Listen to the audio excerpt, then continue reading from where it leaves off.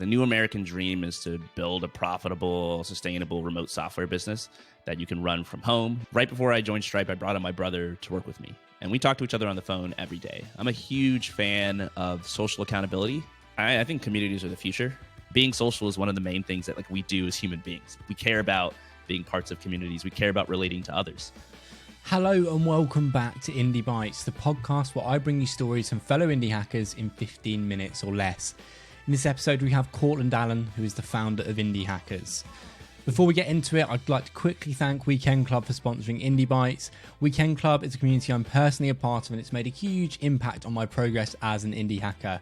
If you've ever struggled meeting other solo founders and staying accountable, then this is for you. Every Saturday, we have deep working sessions to help you get your tasks done. If you join, I've got a limited promo code for you for 50% off your first month. Go to weekendclub.co and enter Indie Bites as your code. Courtland has inspired so many of us to build our profitable internet businesses. Let's talk to him to find out what's important as an indie hacker in 2020. Courtland, welcome to the podcast. How are you? I'm excellent, James. Thanks for having me. To set the scene, and for those that might not know, tell me a little bit more about what Indie Hackers is and why you started the website. Yeah, so I moved to the Bay Area when I was 23. I wanted to start a very stereotypical high growth tech startup. I wanted to be a unicorn company. I wanted to make billions and be world famous. After 7 or so years of that struggle, I was just tired of it. I got tired of the VC funded software world. And so I took time off work. I was doing a lot of contract development, and I just started searching for other examples of people who'd done the same thing. And it turns out there wasn't really a good way to learn how to do this. Everybody online was doing the same thing I was doing, just looking for comments left by Peter Levels or tweets where people would share some tidbit of their story, but we couldn't find anything great. And so I kind of just solved my own problem and said, I should build the thing that helps people do this. I was surprised it didn't exist. And here we are 4 years later. Somewhat ironically, I decided that I wanted to be a bootstrapper. I decided that I wanted to get out of the high growth startup game. And within a year starting Indie Hackers, it was acquired by Stripe and fulfilled one of the goals that a lot of people in the high growth startup game want to. So that's how we got to where we are today. What is your definition of an indie hacker? I think Tyler Tringas actually put it well recently. He said that the new American dream is to build a profitable, sustainable remote software business that you can run from home. You can run from wherever you want, work with whoever you want, that scales nicely and that prints money for you. And I think an indie hacker is somebody who's trying to achieve that. Someone who doesn't like the status quo, someone who doesn't want to work for the man for the rest of their life. There's no problem with doing that. I think jobs provide a lot of stability for people and a lot of predictability. But if you're like me, you just don't want to have a boss. You don't want there to be a cap on your salary. You don't want somebody else telling you what to work on. You want to control your own life, and you're an indie hacker. What are the challenges and benefits of building indie hackers from within Stripe? I don't have to get on the phone with advertisers anymore. Indie Hackers makes $0. It's 100% just me focusing on making the community good and helping it grow. I think probably the one challenge is that I'm someone who puts a lot of pressure on my shoulders to, I think, perform well for others. And at Stripe, Patrick Collison is my boss. So he went out on a limb and acquired Indie Hackers. And I feel a lot of pressure to make sure that Indie Hackers is a success. And at Stripe, I'm extremely autonomous. I talk to Patrick and the team there once every 3 months, once every 6 months sometimes. And it's almost always just check-ins. How are you doing? Do you need anything? What can we help with?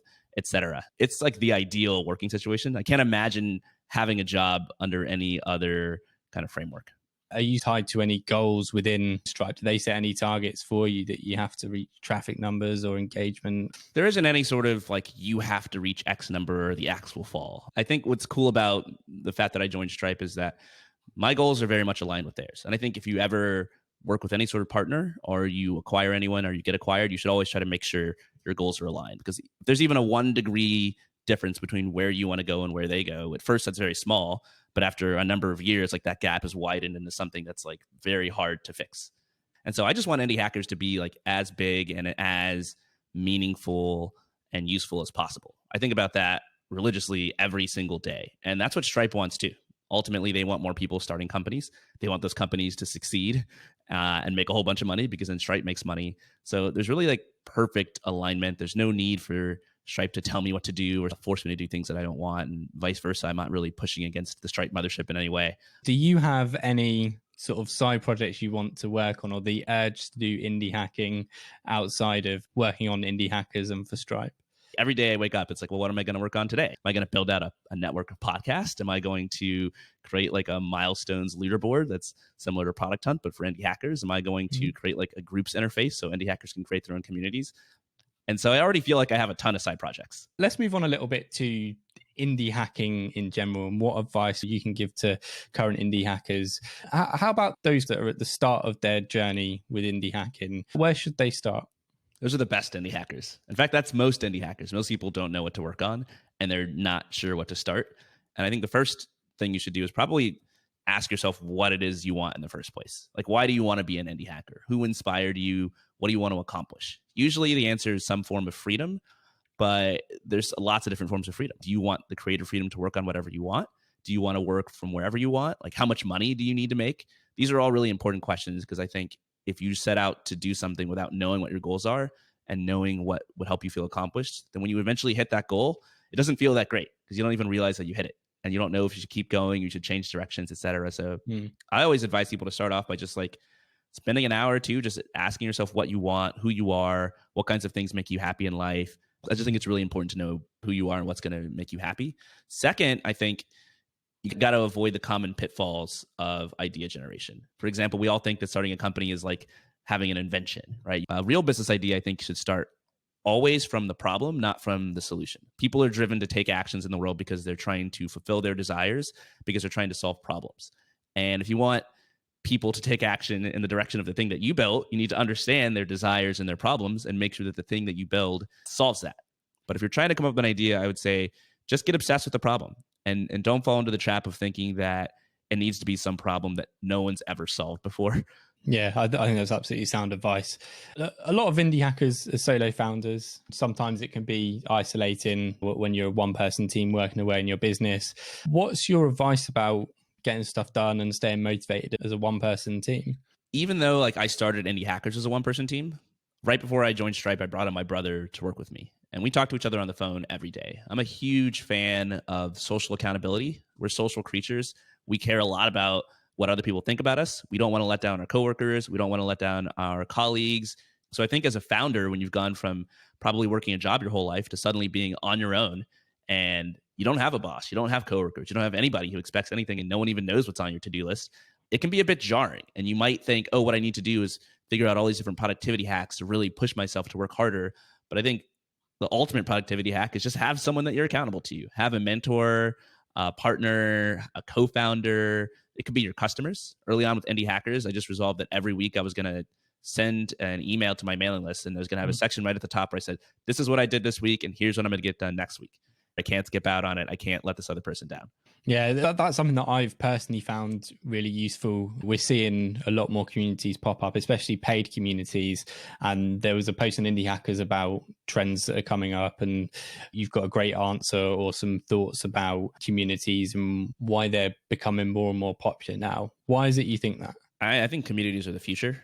Being social is one of the main things that like we do as human beings. We care about being parts of communities. We care about relating to others.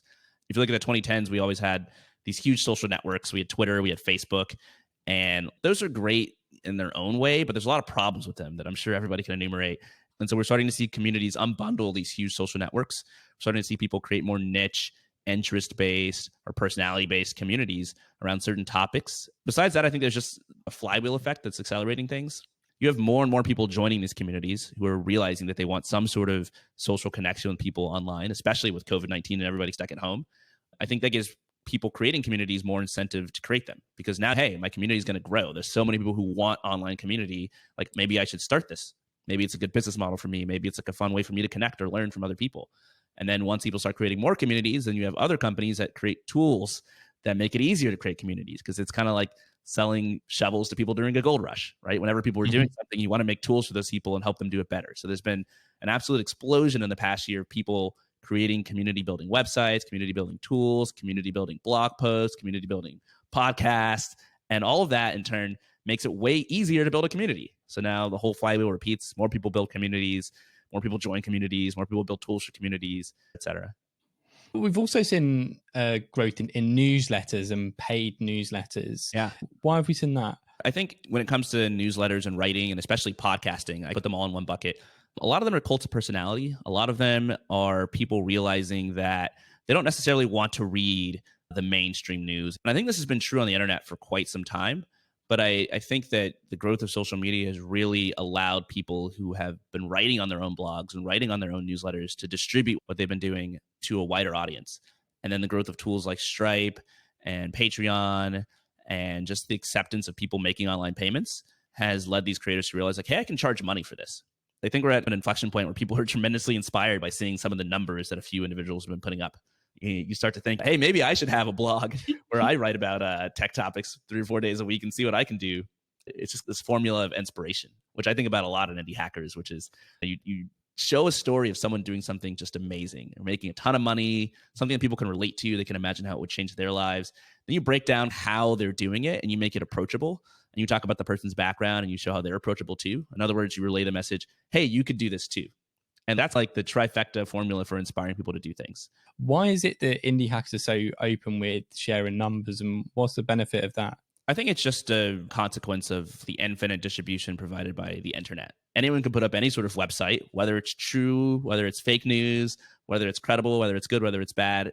If you write something that engages people and you figure out how to distribute it, then you can get the eyeballs. It means that there's just more information out there for people to learn from. If you go to indiehackers.com/interviews, there's like 500 stories there where people say, here's how I came up with my idea. Here's exactly how much money I'm making today. Here's, what I was thinking, and I wrote the first few lines of code. It's an immensely useful resource for learning how to do things because everybody's so transparent. And then when you go out there, you want to pay it forward because you learn from all these transparent people. And so you're more likely to be transparent yourself. Yeah, absolutely. And you mentioned that you've got over 500 interviews on the site. You're at 173 episodes of the podcast. You speak to a lot of indie hackers. What's your view on the current state of bootstrapping, where there are so many people now starting businesses and seeing this as an opportunity where they've got a little bit extra time? Yeah, I think indie hackers is bigger than ever. When you mentioned bootstrapping in particular, it's funny, I've seen the erosion of the line between bootstrapping and fundraising in the last 4 or 5 years. People, when I started Indie Hackers, were so religious and dogmatic about bootstrapping, and I kind of was too. But now we're seeing more investors who are figuring out models that allow them to fund these smaller indie hacker type projects and still make a return on their investment.